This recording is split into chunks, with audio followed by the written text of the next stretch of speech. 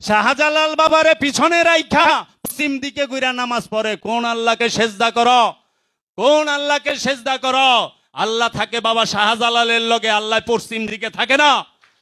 আল্লাহ বাবা শাহজালালের লগে আছে, আল্লাহ বাবা শাহপরানের লগে আছে। জুম্মার দিন গেছি আমি বাবা শাহপরানের রওজা মোবারকে, যা দেখি পশ্চিম দিকে গুইরা বাবা শাহপরান রে পিছন দিয়া নামাজ পড়বার লইছে। তো কই এরা কারে সেজদা করে? আমাদের সুরেশ্বরী বাবার এখানে অনেকে দেখি যে পশ্চিম দিকে গুইরা সুরেশ্বরী বাবারে সাইডা নামাজ পড়ে। এরা কারে সেজদা করে? আল্লাহ কি পশ্চিম দিকে থাকে? আল্লাহ কইছে আমি মুমিনের অন্তরে থাকি, মুমিনের নফসের নিকটে থাকি। নাহানু আকরাবু ইলাইহি মিন হাবলিল ওয়ারিদ, আমরা তোমার জীবন রোগের নিকটে অবস্থান করি। আল্লাহ বলছে আমি নফসের মধ্যে রব রূপে উদ্ভাসিত হই। রব রূপে উদ্ভাসিত হয় পবিত্র নফসের নিকটে।